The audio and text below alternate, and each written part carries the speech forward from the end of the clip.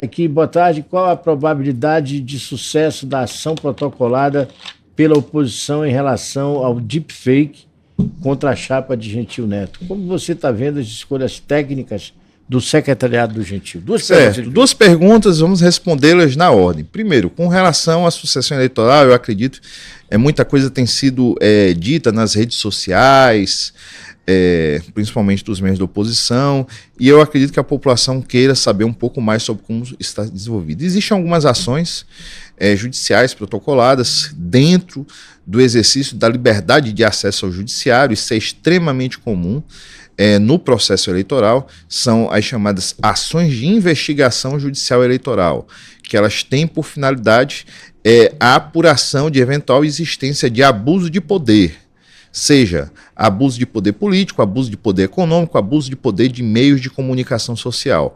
Esse abuso de poder, ele deve ser de responsabilidade do candidato ou com sua prévia autorização, conhecimento e autorização, e ele deve ser grave a ponto de interferir no resultado das eleições. Então, vamos aqui analisar individualmente. Ele utilizou a expressão deepfake, certo? Eu acredito que com relação a um áudio que foi exibido pelo hoje prefeito Fábio Gentil em um evento político com a suposta voz do cidadão Paulo Celso Fonseca Marinho, pai do candidato Paulo Marinho Júnior. Nesse áudio era alegado que, em razão de acordos políticos com o presidente estadual do partido do candidato Paulo Marinho Júnior, Josimar de Maranhãozinho, deputado federal, a prefeitura seria entregue a ele e diversos funcionários contratados seriam demitidos, certo? Esse é o contexto. Vamos aqui às questões técnicas. Não cabe a mim alegar se o áudio é verdadeiro ou se não é. Eu não tenho qualificação técnica para poder fazer esse tipo de análise, certo? Eu não estava presente no dia, certo, do evento. Eu apenas vi a exibição conforme a grande maioria das pessoas viu, através de grupos de WhatsApp, redes sociais, em gravações ambientes, realizadas algumas com mais proximidade, outras com maior distância, certo? E com diferentes qualidades de imagem e de áudio em cada gravação. Uma ação de investigação judicial, Jonas, em razão da gravidade do seu resultado, o que seja, na procedência dela, ela resulta na cassação de mandato de candidatos eleitos e a sua decretação de inelegibilidade por 8 anos. Ou seja, penas extremamente severas e graves. Então, não é uma ação que pode ser protocolada de qualquer maneira. Ela deve ser instruída de já com provas robustas, com provas concretas do cometimento e da responsabilidade disso. O áudio original e a prova da origem e de quem teria sido eventualmente o responsável, eu não sei se o áudio foi manipulado ou se ele é realmente verdadeiro, certo? Então, somente uma análise pericial e técnica sobre o áudio original pode afirmar isso. Foi o que eu disse aqui para o deputado, o agora deputado Catulé Júnior. Eu disse o seguinte, mas o áudio original, aquele que rola lá em cima do palanque, cadê aquele áudio? Se aquele áudio sumiu, perdeu. Ele disse que todo mundo tem o áudio. Ele disse aqui que todo mundo tem o áudio. Mas a justiça não vai querer aquele? Tem a gravação ambiental que foi feita naquela oportunidade. O conhecimento que eu tenho como advogado da campanha... Se não existir aquele áudio, não tem. Esse áudio, ele foi recebido pelo prefeito Fábio Gentil, de um número desconhecido, e que ele só exibiu naquela oportunidade, em uma outra reunião onde não tinha a presença dos candidatos e que essa exibição não tinha o prévio conhecimento nem anuência de não... Ele recebeu, entendeu que era naquele momento verdadeiro, mas depois decidiu, não transmitiu para grupos de WhatsApp, não transmitiu através das suas redes sociais pessoais, etc. Então, é o seguinte, não existe a prova.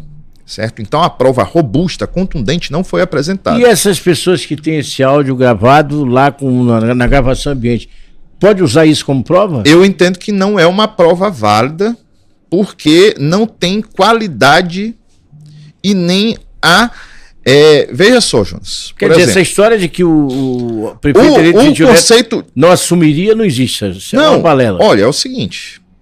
A gente costuma dizer que da cabeça de juiz e fralda de neném pode sair qualquer coisa. Nós temos um juiz eleitoral de Caxias que ele tem... É um magistrado de carreira, com experiência, que vai ter a oportunidade de analisar. Existe um processo que está em andamento. Esse processo é determinado pela apresentação de fatos ao Poder Judiciário, pela oportunidade de defesa das partes que ali estão sendo acusadas, certo?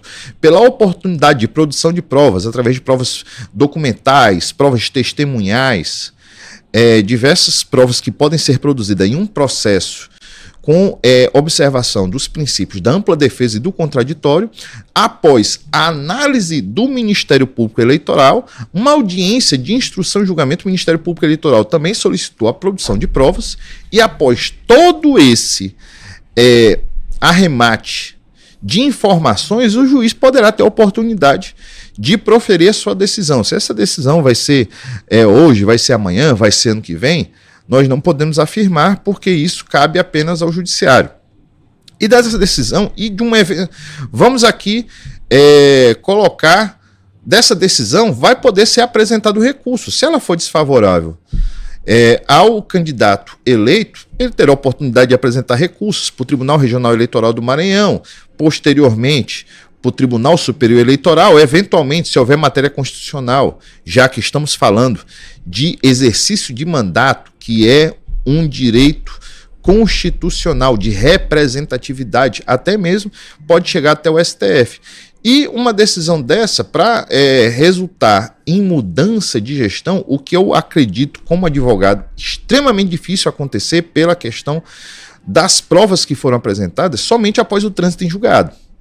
E eu acredito que não, até mesmo que eu entendo que, como eu disse, esses 3 requisitos, você tem que provar, ter a robustez da prova apresentada no início, você tem que ter a prova do prévio conhecimento e concordância, anuência do candidato com a utilização daquilo com fins eleitorais, e o terceiro, você tem que provar que aquilo foi de tal forma grave que resultou em um desequilíbrio na disputa eleitoral.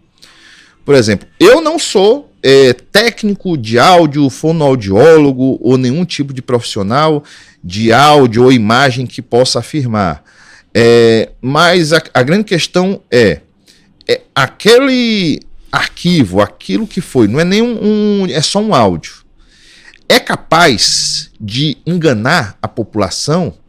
Houve tempo. Eles diziam que eles tinham cerca de 15 pontos à frente na campanha. Mas o resultado das urnas se mostrou outro. Então, estão dentro do seu exercício constitucional de acesso ao judiciário, não existe limitação de ações que podem ser promovidas, e também estão sendo analisadas as condutas, como houve a disputa eleitoral em Caxias, sempre foi extremamente judicializada, com ações promovidas tanto por um lado quanto pelo outro. Cheguei a receber reclamações, mando aqui meu abraço ao Dr. Jardel Oliveira, competente chefe do cartório eleitoral da 4ª Zona, que continuamente reclamava: rapaz, está demais, tem processo demais. Jonas, foram mais de 400 processos ajuizados durante essa campanha eleitoral. Eu acredito que até mais de 500 por ambos os lados. É muita coisa, é muito processo. Tem advogado que não tem 200 processos em 10 anos de advocacia. A gente, em 3 meses, ajuizou 500.